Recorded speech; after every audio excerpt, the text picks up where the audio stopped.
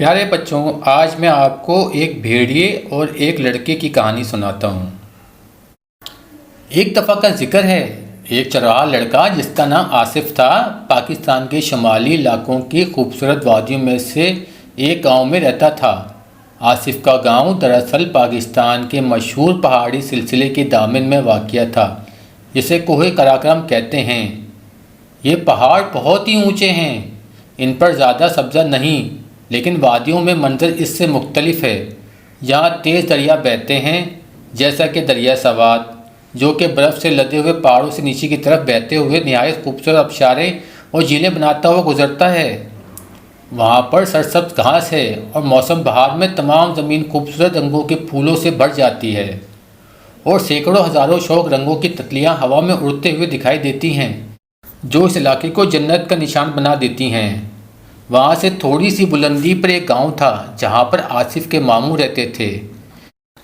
ماموں کا بیٹا آصف کا ہم عمر تھا، جس کا نام حمزہ تھا۔ حمزہ کے گاؤں سے نیچے کی طرف دیکھنے پر درخت اور گھر چھوٹے چھوٹے کھلونوں کی طرح نظر آتے تھے۔ وہ ان نظاروں کو دیکھ کر بہت ہی خوش ہوتا تھا اور اکثر وہاں سے اپنے گھر کو دیکھنے کی کوشش کرتا تھا، جو کہ کافی نیچے والی وادیوں کے گاؤں میں تھا۔ نوجوان لڑکا اس بات پر بہت متعجب ہوتا تھا کہ چیزیں نیچے وادیوں میں کتنی چھوٹی اور کتنی دور نظر آتی تھیں۔ آصف کے والد احمد کے پاس بکریوں کا ایک چھوٹا سا غلہ تھا، جنہیں وہ روزانہ صبح سویرے چرنے کے لیے گاؤں سے باہر لے جاتے تھے۔ آصف کے چھوٹے سے گاؤں میں کوئی اسکول نہ تھا، اس لیے اکثر وہ اپنے والد کے ساتھ باہر چلا جاتا تھا۔ آصف کی والدہ ہمیشہ ان دنوں کے دوپہر کے کھانے کے لیے گوشت کا سالن، چپاتیاں اور پراٹھے بنا دیتی تھیں، اور ساتھ میں بہت سی مزیدار لسی پینے کے لیے دے دیتی تھیں، اور وہ یہ سب سامان ایک بڑے سے چوکور مضبوط کپڑے میں گٹری کی طرح باندھ دیتی تھیں، جسے آصف اپنے ساتھ حفاظت سے لے کر چلتا اور جب تک کہ کھانے کا وقت نہ ہوتا اس کی دیکھ بھال کرتا۔ آصف بہت چست لڑکا تھا، وہ تمام دن بکریوں کے پیچھے بھاگتا پھرتا، وہ ان کی خوب جانچ پڑتال کرتا رہتا تھا۔ اس کا باپ بہت خوش تھا کہ جب وہ بڑا ہو جائے گا تو یہ تربیت آصف کو ایک بہت اچھا چرواہا بنا دے گی۔ دوپہر کے وقت آصف اور اس کے والد کسی درخت کی چھاؤں تلے ایک دسترخوان بچھا دیتے اور اس پر کھانے کا سامان لگا کر کھانا کھانے بیٹھ جاتے۔ آصف اپنا پراٹھا مزے لے لے کر کھاتا اور شوق سے لسی پیتا۔ کھانا کھاتے وقت دونوں باپ بیٹا بکریوں پر بھی نظر رکھتے تھے، تاکہ ان میں سے کوئی اپنے گلے سے باہر نکل کر کہیں اور دور نہ چلی جائے۔ وہ ہمیشہ بکریوں کے ساتھ سورج غروب ہونے سے پہلے گھر آ جاتے تھے، کیونکہ گاؤں میں بجلی نہیں تھی اور رات ہو جانے سے پہلے انہیں رات کا کھانا بھی کھانا ہوتا تھا۔ آصف کھانے کے بعد جلدی سو جاتا تھا، کیونکہ اندھیرے میں وہ کچھ اور بھی کر نہیں سکتا تھا۔ اس کے علاوہ اسے صبح سویرے اٹھ کر بکریوں کو باہر لے جانے سے پہلے ان کا دودھ بھی دھونا پڑتا تھا۔ آصف اس موسم سے بہت خوش تھا، جبکہ بکریاں اور بھیڑیں بچے دیتی تھیں۔ نوجوان لڑکا بکریوں اور بھیڑوں کی میمنوں کو بہت چاہتا تھا اور سارا دن ان کو اپنی بغل میں دبائے بھاگا پھرتا، ساتھ ہی ان کی آوازوں کی نقل کرتا۔ ان دنوں حمزہ بھی اکثر اونچے پہاڑی علاقے سے آصف کو ملنے آ جاتا تھا۔ اب دونوں لڑکے بکریوں کے میمنوں کو لیے پھرتے، اپنے ہاتھ کی ہتھیلی پر کھانا رکھ کر انہیں کھلاتے، اور جب بھی موسم بہت ٹھنڈا ہوتا تو وہ خود کو گرم رکھنے کے لیے بھی ان میمنوں کو اپنے قریب دبا رکھتے۔ جب آصف کچھ اور بڑا ہوا تو اس کے والد نے اسے بکریوں کے غلے کی دیکھ بھال کی پوری ذمہ داری سونپ دی۔ حمزہ بھی اکثر آصف کے ساتھ مل جاتا اور دونوں لڑکے صبح سویرے بکریوں کا دودھ دھونے کے لیے اٹھ جاتے اور پھر اس غلے کو گاؤں سے باہر نکلنے کے لیے لے جاتے۔ یہ دونوں کے لیے ایک طرح کا معمول بن گیا تھا، اور آہستہ آہستہ اسی طرح دن رات گزر رہے تھے۔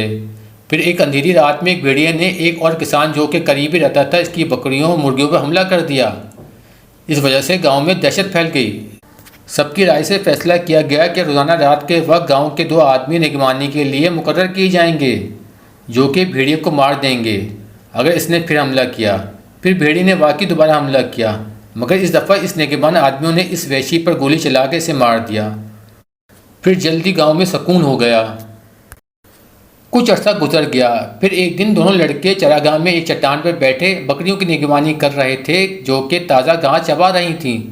حمزہ نے آصف سے کہا، بکریاں تو مزے سے گھاس چر رہی ہیں، مگر ہم ہمیشہ بور ہوتے رہتے ہیں، یہ انصاف نہیں ہے۔ آصف نے تھوڑی دیر غور کیا، پھر جواب دیا، پھر ہمیں کوئی اور ہوشیاری اور دلچسپی کا کام کرنا چاہیے۔ سوچو ہم کیا کریں۔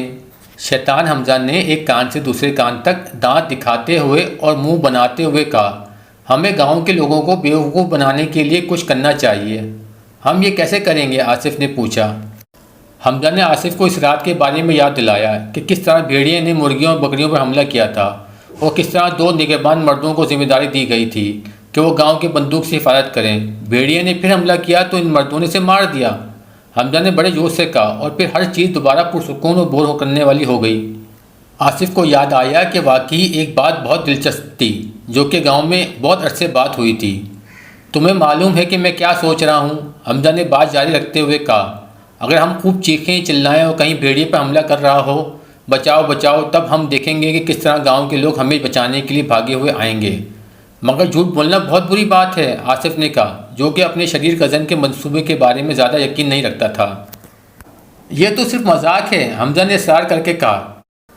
क्या तुम इनके परेशान चेहरे नहीं देखना चाहते जब वो हमें बचाने के लिए भागे हुए आएंगे? ये कितनी अच्छी दिल लगी होगी।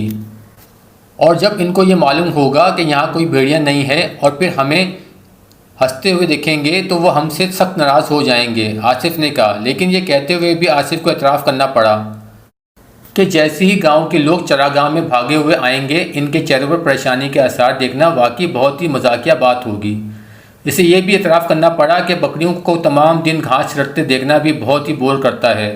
अच्छा, इसने आखिरकार कहा, हम ये सब कुछ किस तरह करेंगे? फिर हमजा ने अपना मंसूबा बयान किया और दोनों लड़के गांव के बेअंदेशा लोगों का ख्याल करके खुद ब खुद हंसते हुए अपने हाथ खुशी से मलने लगे।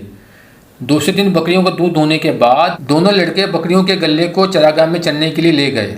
फिर अपना मज़ेदार खाना खाने के बाद, जो कि आसिफ की वालिदा ने अच्छी तरह बांध कर दिया था, इन्होंने अपना शरारती मंसूबा पूरा करने का फैसला किया। हमजा एक पहाड़ी के पीछे छुप गया, जबकि आसिफ गांव की तरफ बहुत ऊंची आवाज़ में शोर करता हुआ भागा। बचाओ बचाओ, भेड़िया हमजा पर हमला कर रहा है, हम पर मेहरबानी कीजिए, हमारी मदद कीजिए, बचाइए बचाइए। जैसे ही गांव के लोगों ने आसिफ की चीखो पुकार सुनी, इन्होंने डंडे और कुल्हाड़ियाँ उठाईं और चरागाह की तरफ भागे। भेड़िया कहाँ हैं? एक आदमी ने पूछा। इसने हमजा पर कैसे हमला किया? दूसरे ने पूछा। क्या भेड़िया इसे घसीट कर ले गया है जैसा कि इसने मेरी बकरियों और मुर्गियों के साथ किया था? हमें पता हमजा कहाँ है। गांव वाले हर तरफ तलाश करने के बाद जख्मी लड़के को ना पाकर बहुत ज़्यादा परेशान हो गए। ऐन इसी वक्त हमजा अपने छुपने की जगह में से कूद कर बाहर आ गया। खुश आमदेद, यहाँ आने का शुक्रिया, निडर लड़के ने दांत निकालकर अपने चेहरे पर हंसी लाते हुए कहा। मगर यहाँ पर तो कोई भेड़िया नहीं है। जबकि मैंने इसको बताया कि गांव वाले इसे मारने आ रहे हैं तो वो डर कर भाग गया। फिर हमजा हंसते हंसते लोटपोट होकर ज़मीन पर गिर गया। जब आसिफ ने गांव वालों के चेहरों पर परेशानी और घबराहट के आसार देखे तो वो भी हंसते हंसते घास पर लोटपोट होने लगा। गांव वाले लड़कों के साथ सख्त नाराज़ हुए और जब वो चरागाह से वापस जा रहे थे तो उन्होंने ऐद किया कि वो आसिफ के बाप को इसकी बेटी की खबीसत हरकत के बारे में बताएंगे। जब अहमद को इस बात का इल्म हुआ जो कुछ के इसके बेटे ने किया था तो वो वाकई सख्त नाराज़ हुआ। वो दोनों लड़कों को घसीट कर गाँव वालों के हजूम के सामने ले आया और दोनों से इनकी इस पोशीदा शरारती हरकत के लिए गाँव वालों से माफ़ी मांगी और अहद कर लिया कि आइंदा कभी भी वो इस किस्म की हरकत नहीं करेंगे। कुछ महीने गुजर गए और ज़िंदगी दोबारा मामूल के मुताबिक गुजरने लगी।